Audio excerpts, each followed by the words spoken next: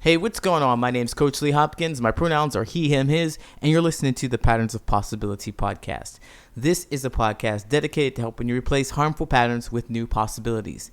In each episode, we'll explore topics that inspire you to be yourself, live your truth, and make lasting friendships. In this episode, I have an interview for you from Paul Sockett. So much like the interviews that you've heard this year, this one was recorded a whole year ago. Paul talks about the stories that we tell ourselves to keep stuff in our lives, like things, people, ideas. And he brings up the idea to question that story and make a choice, a conscious choice around making a change. So for me, I reflect on this and I know that's exactly what happened to this podcast. Is that I was getting a bit overwhelmed and I had to make a choice on what to do. And I'm very proud and happy to say that it wasn't a decision, but it was definitely a nice choice. Listen to find out what I mean. I hope you enjoy. I'm here today with another interview. Pretty excited. It's been a while since I've had an interview. I want to introduce you to Paul Sockett. Now, I've only just talked to him for a moment, but I really like his message, and I really think he's going to share something insightful with you all today. So, Paul, can you tell us who you are, what you do, and why you're here?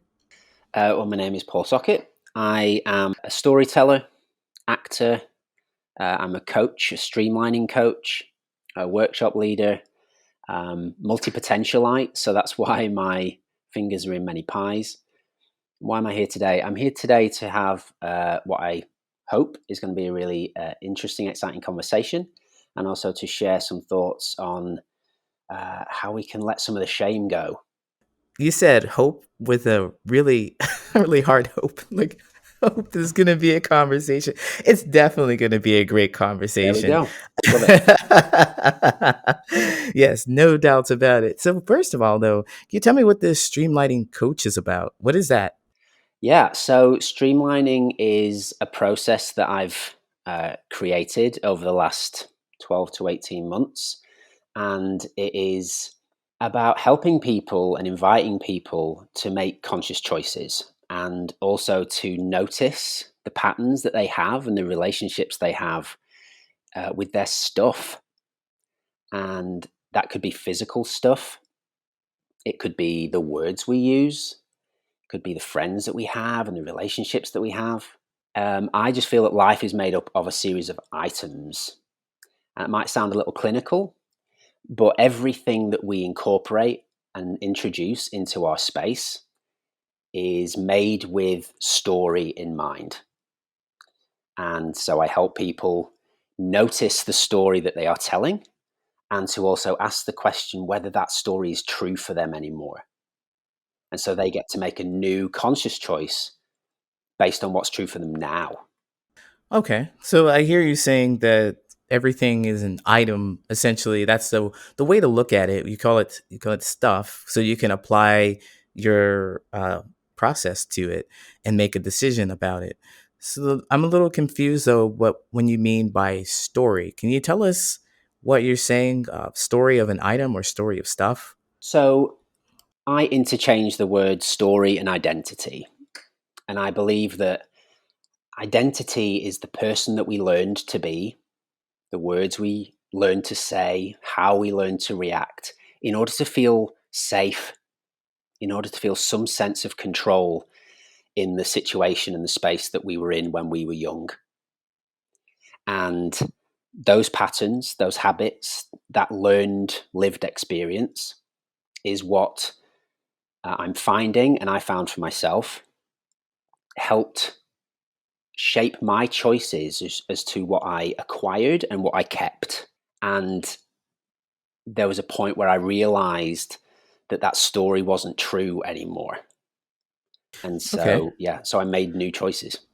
you were saying that as you were younger, you had a space where you had experiences that kind of helped you dictate or um, that allowed you to keep certain items, whether that be people, whether that be things like around you, and that's the story you told yourself of them. I think basically there's a reason why, you grow up and you have these experiences, and then you keep these people or things around because they served you when you were that age. Mm-hmm. And it provide now it created an identity for you. Is that right? Am I getting warmer? Yeah. So I believe that the stuff doesn't create the identity. Our Mm. identity shapes what we acquire and what we keep. Ah, So I'll give you an example from my life. So yeah. as I grew up, and the parenting I received, the school I went to, the teachers I had, the friends I had, all of these different experiences, I learned to feel safe in those spaces if I was useful. Being useful validated my existence. It made me feel safe in those spaces because if I was useful, then people wouldn't discard me. We're all just seeking safety. And for me, my experience led that usefulness, utility, was what kept me safe. So as I grew up, I would acquire things that helped me provide that identity, provide evidence of that story to other people and to myself about how useful I was. So I chose to become a professional actor 16 years ago. And so that usefulness had evolved a little bit, had adapted because I was now, whatever I was, 25 or something like that, 20. And being prepared, being professional, being ready, those were the words that I used to define my identity. And so what I did was I started to acquire plays and theatre reference books, these pieces of material that made me feel ready, professional, useful. And the first book was fine, and the second book was fine. But it got to a point where I acquired over 600 books, and I'm not a big reader. Wow, wow. Yeah. And so the energy that it took to keep these things, to store these things, to move those things if I moved house, um, the logistics around it of like hiring a larger vehicle to carry all of my stuff because I now had 7 boxes worth of books. All of these components of energy were draining. And what it did, it made me the discomfort of telling that old story was greater than the discomfort of what if I made a new choice? Up until a certain point, I was more comfortable telling the old story that I needed to prove that I was useful Right. than it was to step into the unknown and ask different questions. Right. So let me get this straight. You're working to prove that you were useful. That was your identity because of, your experiences, and that is what made you feel safe Mm-hmm. to be useful. And so you picked up skills that showed that you were useful, and you also picked up items like books that Mm-hmm. kind of showed that you were useful. And to continue on showing that you were useful, you're taking actions like some of the decisions in your life. Those are things that you do to show that you're useful, and you continue acquiring things that demonstrate that you're useful. So physically, people can see I'm useful, and you can also see yourself. I'm Right. useful. I've got 600 books on being useful. So there I am. Right. And so even though there were 600 books, you were carrying those around, and you travel from country to country too. You travel the world. You're a world traveler. Mm-hmm. I don't imagine you carried 600 books with you, but it's just it's just like a demonstration of how strong the belief is, Mm-hmm. unless you consciously make a choice. Right. Yeah. And so yes, I may not travel the world with 600 books, and I don't have 600 books anymore. But we'll get to this idea of less being better and how that isn't necessarily true. Um, but I still had to exert energy on what I was going to do with those books while I was somewhere else. Do I take them to my parents' house and put them in the loft so they're out of the way and not a problem? And in that case, do I have to hire a van? Do I have to, exert the physical energy of carting 7 big boxes of books up a rickety ladder into the loft of my parents' house. This is all energy. It's all energy when it all comes down to it. All comes down to the choices I made. I just want to jump in here because you've used the word decision a couple of times. And I think societally we interchange those words. But for me, words, as an actor and performer and storyteller, I'm big on words, and every word contains energy, in my opinion. Yes. So I don't use the word decision. That is my, ironically, my choice is not to use the word decision. I use choice instead. And the reason is decision, like incision, the idea is to cut away. So the analogy that I have is, say you've got a tabletop, and on top of that table are all of the things, all of your options. To decide means you swipe everything but one thing off that tabletop. And you've now committed to that one thing. It could be a job. It could be, a kind of career choice. It could be an item. It could be a feeling. It could be a relationship, right? Everything else has been swiped off the table because that's what decision is. We cut away all but one thing.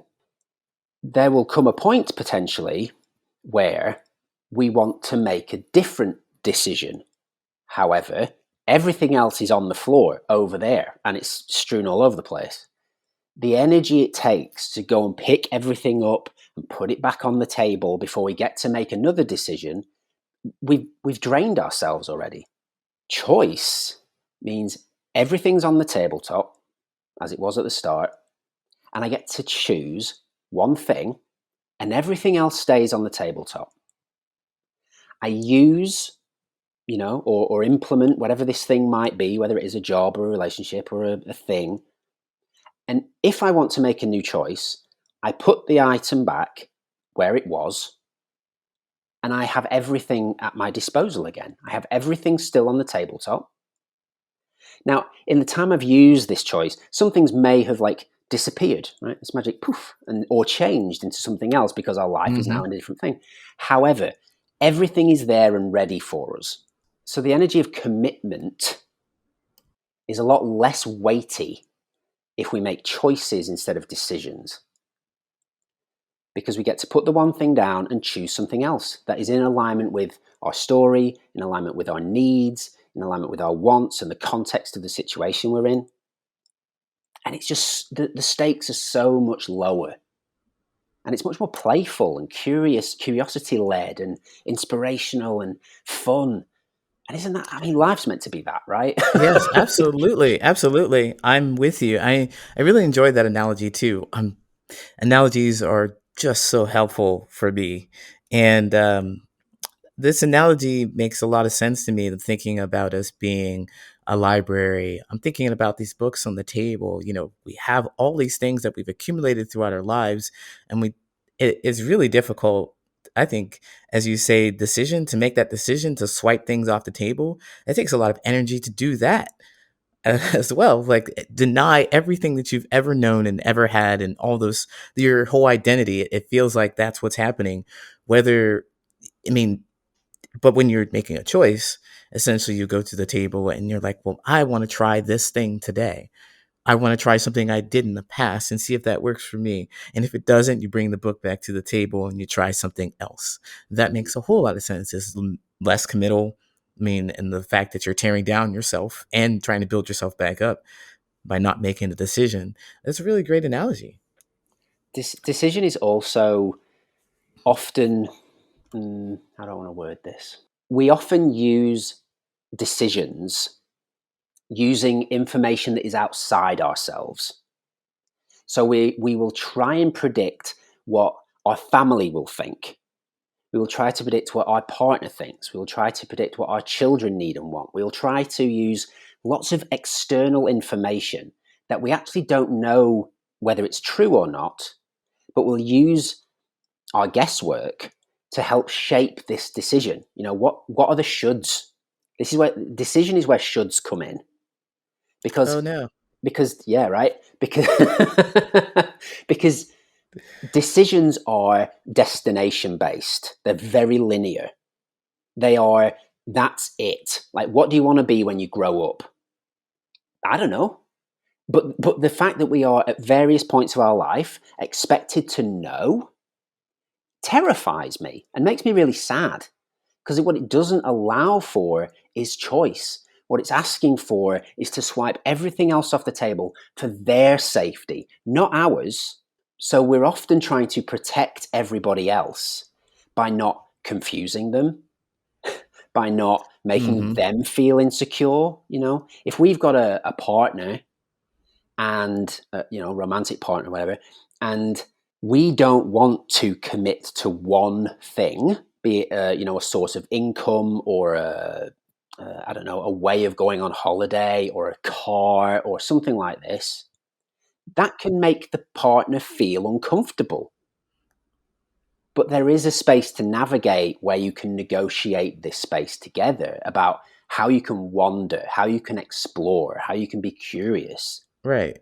But that requires the relinquishing of destination, the relinquishing of answers for simply information. Oh my goodness. The world is going to turn upside down because that's all we know. Exactly. That's That's all all we we know. know. Yeah. Hmm. I mean, there's specific points in life, and I think the generation after us, you're a millennial, is that right? I'm 37. What does Yes, that so make you're a me? millennial. I hate labels. This is the thing. So I'm like, I don't identify as a millennial. I don't identify as that kind of thing. It makes no sense to me. It's all about divisiveness. So yeah, if I'm a millennial, I'm a millennial. All right, you're a 37-year-old man who may have a different perspective on life than the people who are in their 20s today. I think Right. that works better. So I'm with you. I'm in that age bracket as well. So I know when we were growing up, there was, I mean, before us, there was a destination. Like there's things that you had to do. All right, you got to graduate from college, get married, have kids, get a job. Well, hopefully you get a job before you get married and have kids, but those are things that you need to do. 2.5 kids in a picket fence, a white picket fence. Mhm. It was in that. So it was like destination, destination. It's anxiety producing, right? I'm not hitting the mark. I'm supposed to be here. I'm 37. What? I'm 38. I don't know what's going on. I don't have any kids. What do I do? And if your life was built on making a decision, it would feel like you'd be in a lot of trouble with that. So then you help people recognize their choices that they have. I invite people to make conscious choices, Mm, um, which is not as easy as it sounds. It's incredibly simple, but not easy. And that's a really important differentiation. yeah, Because I what I was gonna think we say get that. weighed down by is the fact, well, this is a simple task. Why am I not doing it? And part of that is we are squashed by this productivity, busyness paradigm, which is constantly be busy, prove you're better than somebody else by working an extra hour or whatever it might be. Yeah, Because something is simple, what that is the analytical side. That is the it's objective. The actual ease of something requires us to be aligned emotionally and energetically, because going to a wedding, hopefully, that you don't want to go to, and hopefully that isn't your own, because if there is, we've got problems and we need to have a conversation. But going to some sort of social engagement that you don't want to go to, the process is simple, right? You find clothes, you put on clothes, you get ready on the day, and you go. Simple. right. But if we don't want to go, energetically, emotionally, we are not aligned with the action. So that's why it's not easy. That's why we sort of stay in bed an extra 5 minutes, and then we end up rushing because we know we've got to go because we said we would, and we need to because because all the other people would be upset, etc., etc. That isn't easy. It's not easeful, and Mm-hmm. so there is. This is where negotiation is becomes possible. Yeah, like in your example that you're talking about here, if you don't want to go, then what is your identity? What story are you telling yourself that you have to get up and go? Like you were saying, like carrying around the books, it takes a lot of energy to do that. And so for this person who doesn't want to go to their this wedding, it takes a lot of energy and emotion that they just don't have to do it. I'm thinking this is where you kind of invite someone to make a choice about what they're thinking and what they're feeling. Yeah. Well, the difficult thing is, and I say difficult because this is what I see, and also I Mhm. feel this myself, is because we are conditioned to do the thing to protect other people, and we're told to compromise and sacrifice, and we can get onto those words as well if we want. Um, because we're busy protecting somebody else, what it means is we often miss the opportunity to be honest. So when the invitation comes in the first instant, and we have to somehow know how we're going to feel in 3 months' time or 6 months' time when someone sends a reminder of, we're getting married, save the date, we have the space to ask the question, how long do I have to RSVP? Right? That could be a first low stakes question, because no one says, oh, please RSVP by. They just say RSVP. And that there's this sense of urgency around, oh, they need to know. I know that weddings are stressful. I don't want to make them more stressed. Right. But potentially the question could be asked, and it might allow us time to sit into how we feel about it.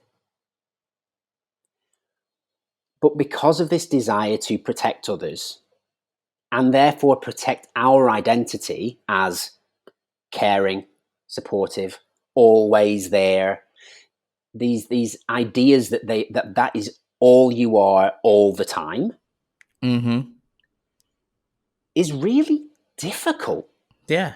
to navigate, because you are a diversely orientated person and your feelings run the gamut of deeply, deeply sad to ecstatic, joyful, gleeful, all of these things and everything in Yes. between and around. Mhm. Um, because, and I say it and everything around because it isn't, like I say, a linear process. The opposite of happy isn't sad. It's this flat plane where all of your emotions exist. And like a neural network, they're all firing between others. So sometimes something feels incredibly difficult and you feel happy, but you also feel confused. And and then we feel a little bit sad or angry. And none of it makes sense sometimes. Right. And Right. that's okay. That's the other space I invite people into, is to explore acknowledging that it's okay. I'm stuck with this analogy because the books just keep flying around in my head. I'm just thinking about how these books are being applied here in your analogy again. So back at the table with all these books, and I'm thinking this person that we're talking about right here has all these emotions. There are books that are sitting on the table. There are all these Mhm. emotions and these ideas, and they're just like, I don't know what to do with these. They're just there. I'm not going to show them to anybody. I'm not going to do anything with them because I'm not going to acknowledge them. Essentially, you're saying that those things are there and you have to pay attention to them. Like, show them to someone once in a while because that is your truth. Essentially, it's not you always being the go to person who has lots of energy and is excited about it. You're right now the I don't want to do anything person and I want to lay here and pout about it. And that's okay. Mhm. And it's an invitation to recognize that that's there. First of all, you didn't decide to throw everything on the floor, and then show that to other people. Like, hey, this is what I'm feeling right now. This is who I am right now. And it is not permanent, but it is how I'm feeling right now. And as a person that I trust and I want to connect with, I'm going to show you that. Yeah, I mean, Am I rocking this analogy or? You're rocking this analogy. I mean, we can get super meta if we want, right? So we That's could my say that favorite. all of the books on the table are versions of our stories, right? That because we never just Yeah. read a book about someone that's happy for 300 pages, right? Yeah. There's No. an interesting book is one that takes us through the ups and downs and the roundabouts and how someone works something out and Hmm. how they communicate with us, etc. If we want to use one of these books, and let's say this selection of books right now are emotion books, there's one that contains happiness and confusion, or anger and gratitude. Right? These really diversely different Yeah. feelings that can exist at the same time. It's both and. It's not Yep. I'm angry and that's it. Right? We can choose those books to go in this moment. This book, Hmm. it's the happy and confused, or this book at this moment is angry and grateful, or fearful and excited. Uh, we just get to keep making those choices rather than deciding upon a book that is going to fulfill our communicative expression for the rest of this conversation or argument, or on like email thread with your work colleagues. Right, it Yeah. really does fit within every context of life, Mm. as to the choices we get to make. So, and just if I can ask you about your choices. So, we started to talk about it and your choices. How did you come to decide? Oh, oops, that's the word. No, so I'm conscious. I'm conscious now of that word and what it means, and what it means and what it can represent. So, I definitely will find myself saying it and being like, "Oh, there's that word." Anyway, back to you and your. So, about you, how did you come to make the choices that you have to even get to this program to share with other people? Good question. Um, well, so I it must have been this one more book when I noticed this discomfort, when I noticed something didn't feel right about telling this story. And we see stories, we hear stories of people just going, and I just got rid of everything, and I felt great, and blah blah blah. And I procrastinated. I noticed something different because the discomfort was greater telling the old story than it was about wait, what, and what Right. if, and all of these things I didn't yet know. So I Mm-hmm. procrastinated because it was new and uncertain and scary because of that, and also Well, interesting and exciting. See, different book to pick up off the table. yeah. So, if I could ask you though, what were some of those what ifs that were scary and exciting for you? What if I didn't have any books? What if what if I sold as many as I could? What if I got to choose a different identity? What if I'm hurting myself? What if I'm not being true to myself? Like it, and I'm a my brain is always on the go. So Right. in those moments, those what ifs go from existential, what if I'm not a good person? What if this means that I am hurting other people, down to what if I didn't have any books? Right. So it doesn't have to be something that's completely rational, like people would think, like, oh, it could be something that is you in your story. What your story is your story, right? Mhm. And so you're like, I'm getting rid of books. And to some people, they think, well, what? How would that hurt you? But I mean, when you're in this and you're emotionally attached to all these things, like we talked earlier about the zero waste. Mhm. And if you're just throwing away 600 books, that would be terrible. That would feel awful. That would feel like destroying the environment, losing knowledge and things like that. It's your story.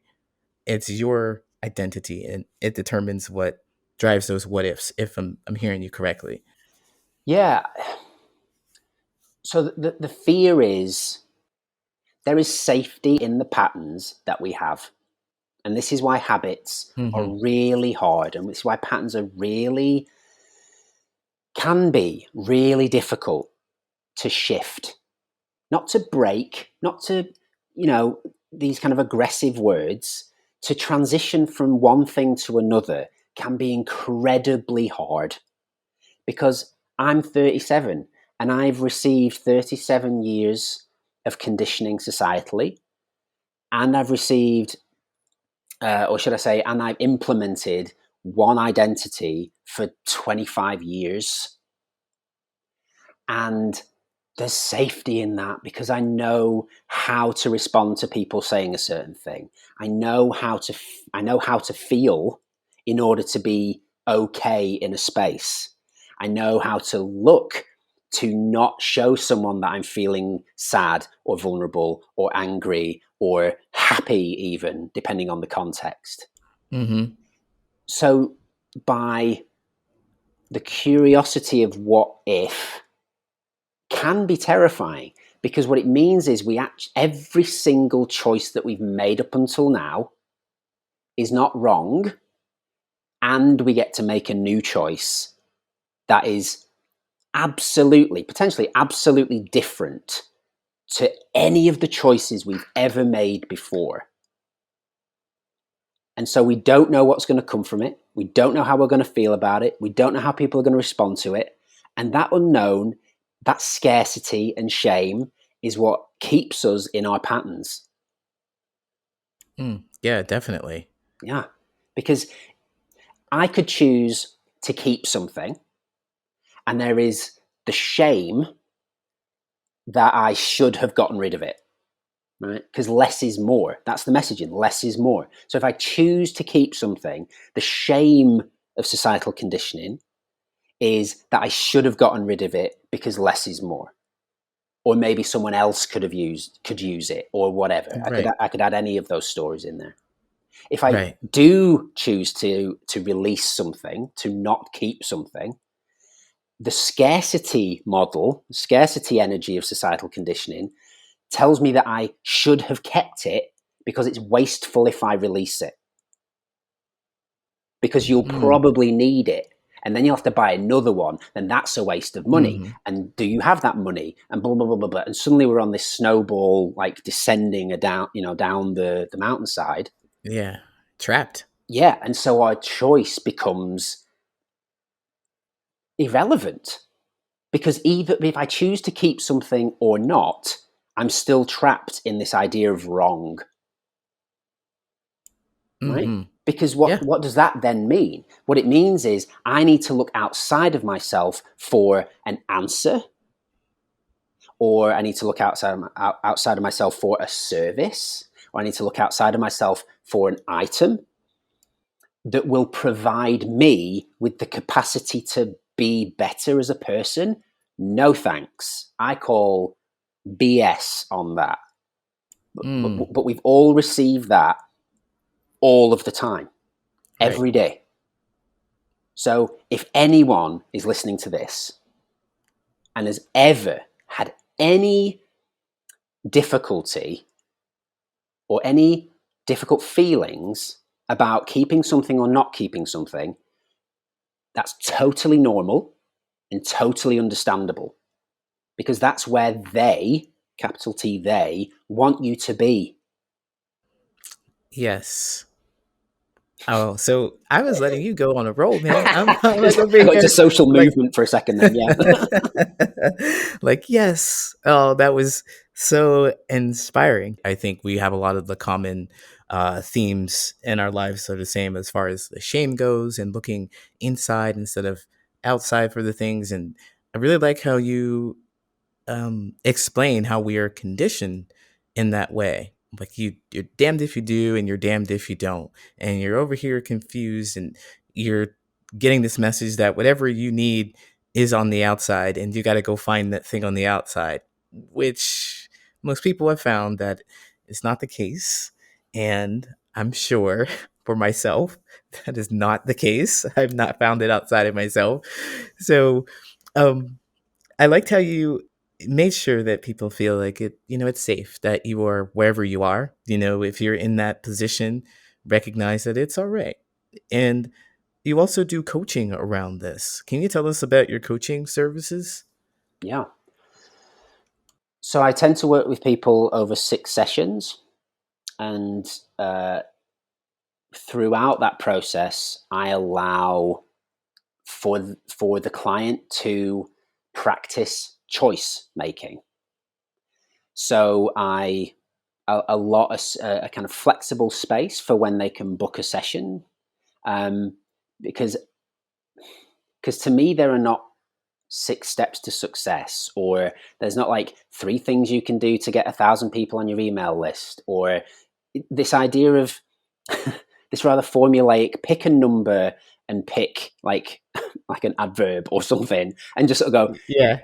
7 stepping stones, or 6 checkpoints, or I There's no destination, guys. No right, destination. exactly, because if you get to the point where you have 7 figures, right, but everything you've been doing has been based within this funnel of I've just got to get to 7 figures regardless of sacrificing all of my basic human needs in order to get there, then you're going to get there and you're going to be exhausted. Right? First and foremost, Yeah. you're going to be exhausted, and then you get there and it might not be the viewpoint that you were hoping for, Mm-hmm. which is okay. It's all information. This is the thing. So again, we've reached the Yes. destination, and it's not about this is the answer, or this is what this means about me as a person if I'm not happy, right? Because then we slot into the shame scarcity mindset of going, well, you got there, so you should be happy about it, or you got here and you weren't happy, so you should have done something different, better, more improved, etc. So again, we're there and we're fluctuating between this impossible paradigm where we're never enough. Yeah. Never. So that's where I come in as a coach.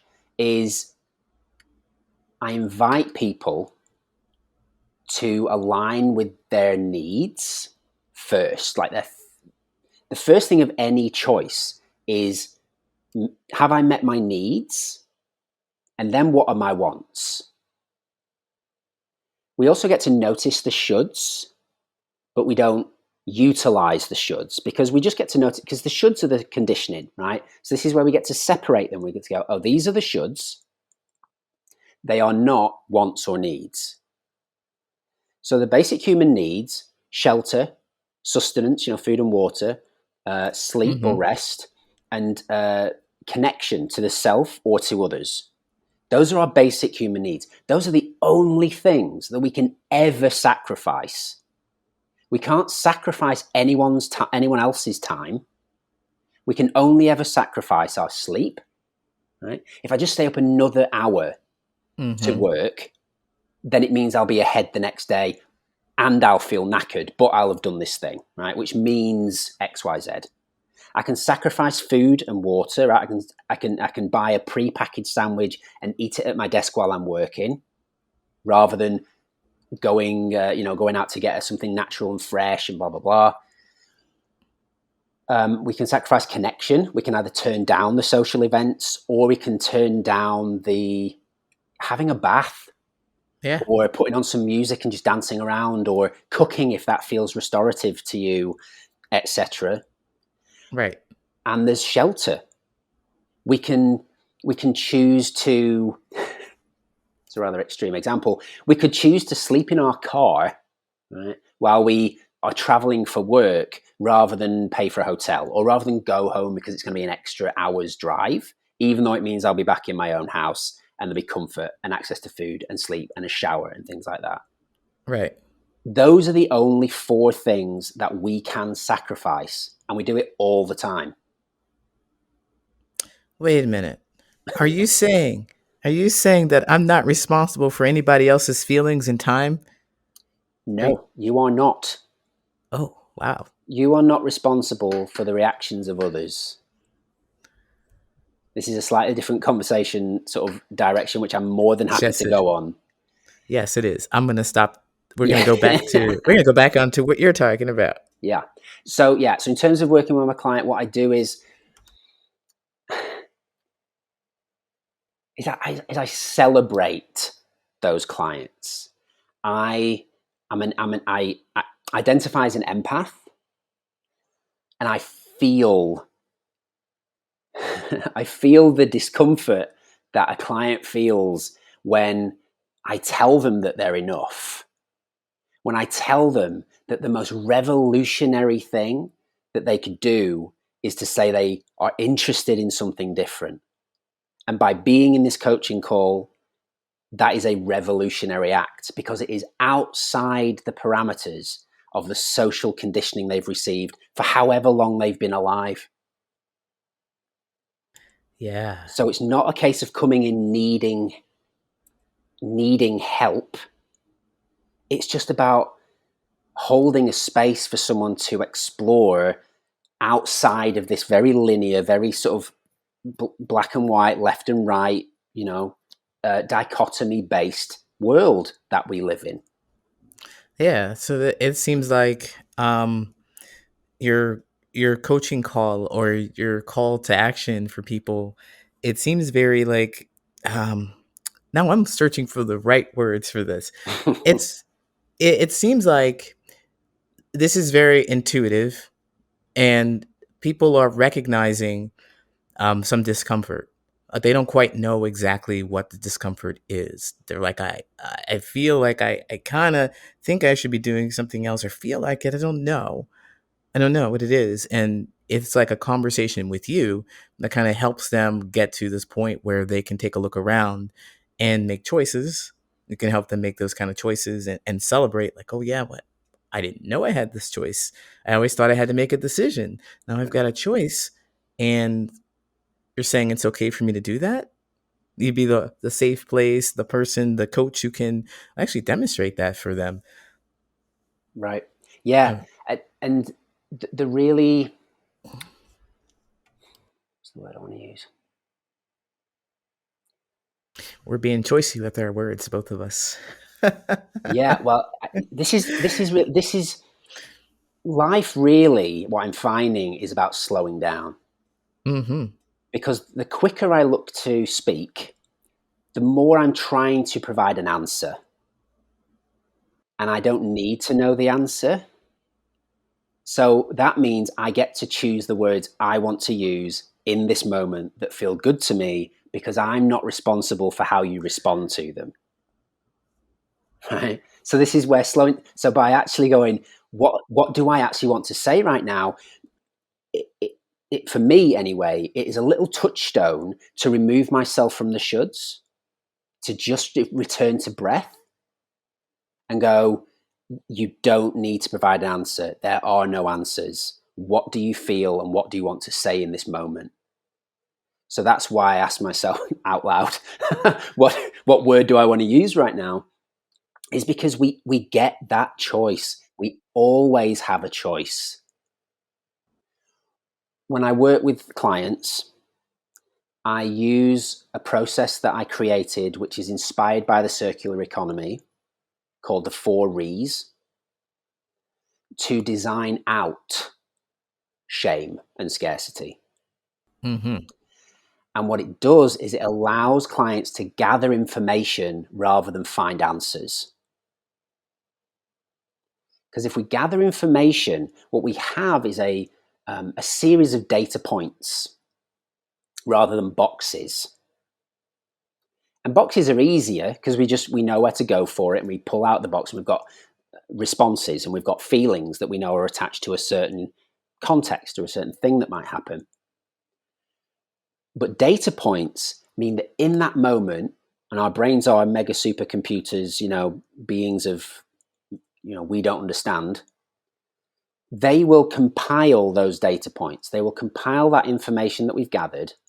And in that moment, our intuition will connect with those data points and go, oh, this feels good. And really, that's all we need. Like, this feels good. right? Because Yes. that is alignment. Yeah, joy. Yes. I believe so too. Get rid of the shame and the scarcity mindset where you're afraid all the time, and you can live and enjoy what you do. You can enjoy yourself. Right. And yeah, so I'm really thrilled to hear about your I really like a lot of stuff that you said. I'm really excited about this the choice.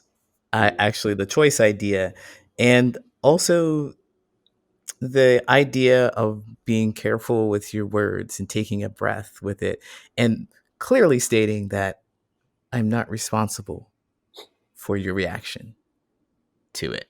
Right. I love that. That's one of the things I like to live by. So, what if you could? We're running out of time here, unfortunately, because we could have gone on several different directions, Yeah. talking about many different things.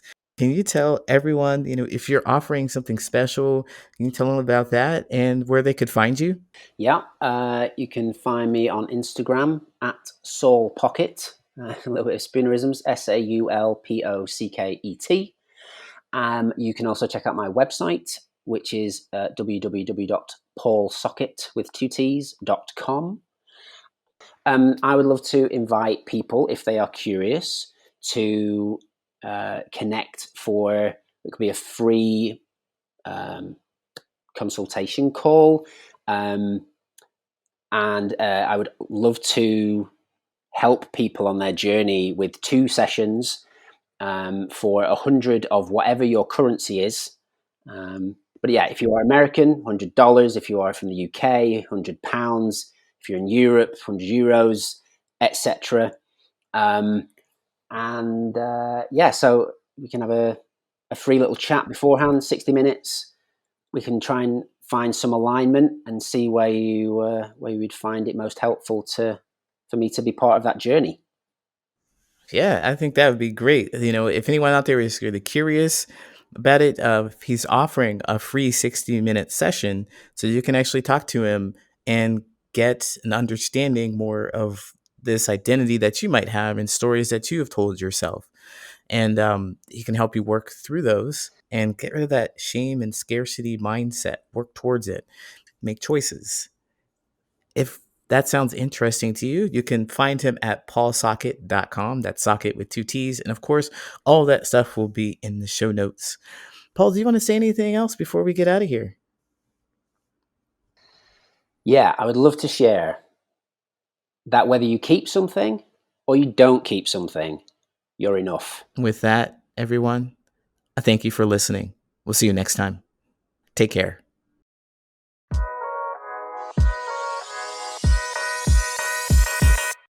My name is Coach Lee Hopkins, and you have been listening to the Patterns of Possibility podcast.